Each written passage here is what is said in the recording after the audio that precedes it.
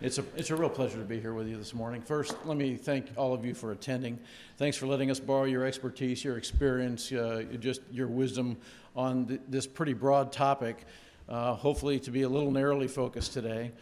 More importantly, thank you for leading the charge on this broad discussion, this topic for years for most of you. You've been setting the pace, you've been pulling people behind you in your wake, you've been challenging the common thinking, you've been pushing against lines that shouldn't be there. All of you have been doing that. Thank you for that effort. And most importantly, thank you for the example you've been to people like the students at our Bush School and others who you've impacted along the way. They need to understand how things work in the world in a very realistic way so they can get about changing it for the better constantly. And I believe that's our job. I believe that's the job of educators, it's the job of leaders in government, it's the job of everybody represented at this table. And so thank you for being such great role models in that regard. One of the things that struck me when I first got here on this broad topic of women in, you pick an enterprise, is that my first meeting at the Bush School was with our new class that had just come in. And I was meeting with half the class, really, the ones who were in the public service and administration track as opposed to the international affairs track. But I walked into this first session, I stood in the front of the room and I looked up and my immediate thought was, wow, not what I expected. Because the new class has about 86 students in that segment of it, and 54 of them are women. So it was 54 women and 32 men, which is a visual difference than what I was expecting to see. Many of them are from overseas, and there's a number of minorities in that group. And the work that has been done here to try and bring in more diverse student population, as it brought in diversity in terms of race especially, it brought in more women than men, because women are pursuing advanced degrees at a higher rate, as it turns out. But it creates a different discussion. I'll come back to that thought in a minute. I was just struck by it because it looked different, which is how we tend to measure these things, instead of thinking about the difference in the content of the debate that's going to follow, because you have a diverse crowd in the discussion. So the percentage of women is an interesting thing, but it's not the most important thing. On our staff, when I first got here, I went and met with the chief of diversity for the university about a diversity plan. And I was basically told, you have a problem with your staff, it's not diverse enough. So I came back, I was less than a week into the job. I met with our staff. We have 75% women on our staff. It looked pretty diverse to me, but there aren't diverse women. So while we criticize ourselves and worry about this, we should also compliment ourselves on progress that has been made, because I thought that was a pretty good step forward in diversity, as a white male looking at the crowd in front of me. And so we have to celebrate and critique and be honest about both and move ourselves forward. Because it's not about diversity, it's about what diversity does for you.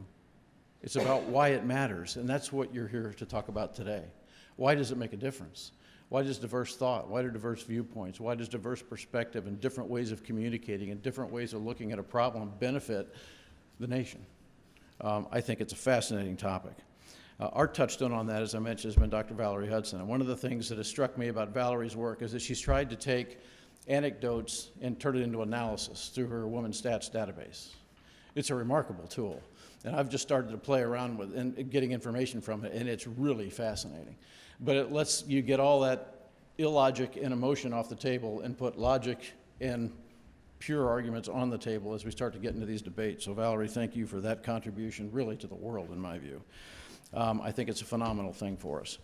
Let me mention a couple of people who I've met in the course of my profession as a national security person.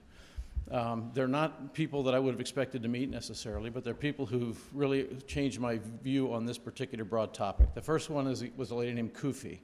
I don't remember her real name. I couldn't spell it and couldn't pronounce it. She's from Nigeria. I met her at the Harvard Business School as part of a program called the General Manager Program. And Kufi had been sent to participate in this program by the government of Nigeria, because her task was to take the government agencies of Nigeria and build a plan for taking them public and turning them into businesses. And I remember when I first met her thinking, you've got to be kidding me. How do you do that? But she was excited about this challenge. She was in her mid-30s. She was energetic, she was smart, she was paying attention to everybody, everything. She took voluminous notes, she studied harder than any of us. She was in the middle of every serious discussion in the class. And I was just kind of blown away by this lady's energy, her commitment to her country, because that's what she was there for, not to make money. She wanted to change her country. I was also struck by the other person from Nigeria who came to the course, who was her brother. I don't even remember her brother's name. He slept through every class he attended. The interesting thing about this is when they went home to Nigeria, Kofi was going to make the change. Her brother was going to lead the agency responsible for the change. And he was clearly simply the figurehead, but she was never going to get the credit. She would never be the one recognized, but he had no chance of making any change. He couldn't change his wardrobe. He wore the same ski hat and jeans and shirt to class every day. I was struck by that because I started thinking it's not just here in the U.S. We've got an entire country there betting their future on this young woman who is now going to change the way they do business as a government, and they're not willing to let her run it. It's an interesting problem for us to have. When I was in Command and General Staff College, I had a Kenyan major in my class. He was a great guy, a great Army officer. He was an armor officer in their Army. He made a comment one time in a presentation that I've never forgotten. I wrote it down as soon as he said it. I never forgot it. Now, don't pay attention to the implicit bias in his words. But what he said was, our fathers protect our future and our mothers protect our soul. That's how he saw men and women. And while the bias is there in the way he looked at the problem, I think the sentiment's a really good one. And I think it's important as we think about national security. When I went from the United States Air Force to the CIA to work for 3 years, the first thing that struck me was from the very first meeting on, the discussion was different than what I was used to in a uniformed audience. It was different because I was going from a community with about 18 to 22% women, depending on where I was in the Department of Defense, to a community that was almost half women. It was very close to 50% at that time. The number was still classified then and remains classified, but it's really close to 50%. And everything was different because of that. The conversation was different. The debates were different. The arguments were different. The respect shown to people was different. It was a different way of doing business, and it was different in all good ways. There was no practical impact on the quality of the thought, on the quality of the solutions. It was just broader, therefore it was better. I was really, really struck by that. And that Kenyan major's words kept coming to mind for me because women looked at the problem differently. They valued things that the men didn't value as much. Other things they just looked right past and weren't offended by, where a man would be completely irate and ready to take it into the alley. Where when the woman, as that thought would start, they would just kind of look at you like, grow up. It changed everything, really in a positive way. In our military, we have seen the change over time. It's been slow coming. And there's practical reasons for that, and then there's reasons for that need to be adjusted. I had the pleasure of working for a boss who's been in this fight for a long time, both in and out of government, and she would never let us forget that you have to want to change before you're going to change. You have to take risks in some areas. You just have to do it if you want to create change.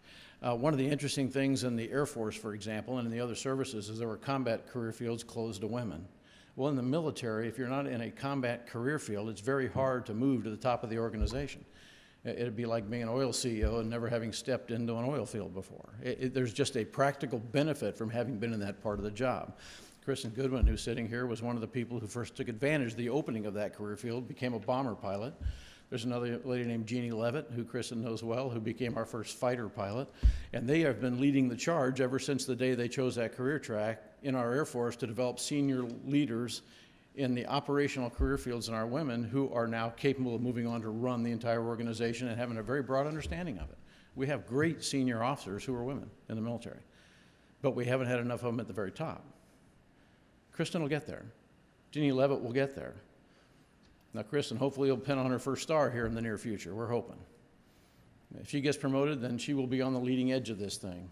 The frustrating part is it's now about 12 years from the time you make one star until the time you can run the Air Force. That's about how long it takes. And you need the time. There's a lot to learn. But it's slow. It's a little agonizingly slow at times. But it's a journey that we have got to stay on, because in national security, I believe that this integration is more important than it is in anything else. The stakes are just so high. It affects everything. It affects the economy. It affects your family. It affects everything. And if we don't get the right mix in this business and in the discussion that affects this business, we have a problem. I believe women have always had a seat at the table. The problem is that some of the seats were always filled by men. And now we need women in every seat around the table, not just in these down here. And that's what is starting to change, and we have to keep that acceleration going. Let me tell you why I think it matters most. When I lived in England, when I was a relatively young officer, Maggie Thatcher was the prime minister. And if some of you will remember this pretty well, the Iranian embassy in London was taken over by terrorists. I think it was the Iranian embassy. An embassy in London was taken over by terrorists. I remember the event really clearly because I saw the press conference with Prime Minister Thatcher. It happened early, either late at night or early in the morning, and there were people in the building, so I think it was right after they'd come to work. And they took them all hostage, and they were making threats.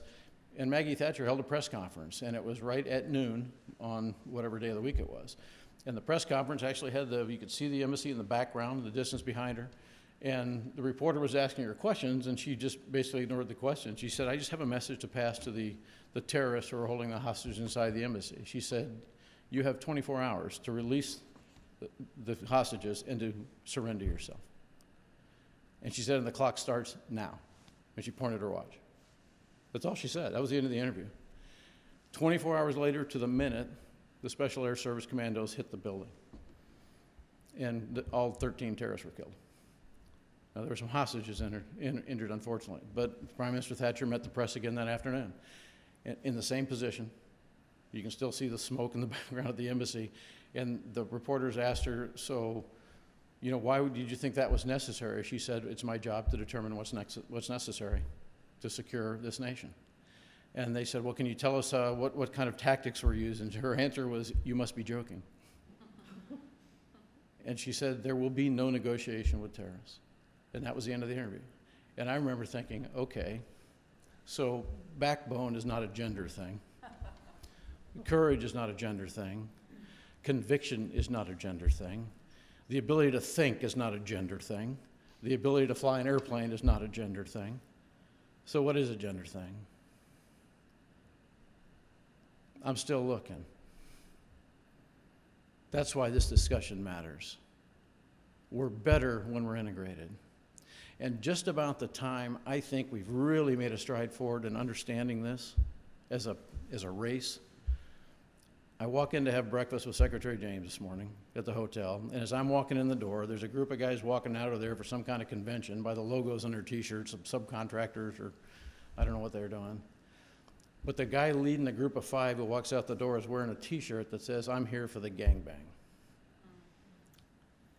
And it just stopped me in my tracks, and I said, really, dude? Are you kidding me, wearing that t-shirt? And they looked at me like I had 3 heads, and then I had to walk fast because I was about to get hurt, I think. But we got work to do. That's why we're here today. Thank you for taking your time to be part of this discussion. I promise I'll join it with you. Every student who's in the back of that room will join it with you because they know it matters. We're committed to this. Bush School's all in. Thanks for letting me join you.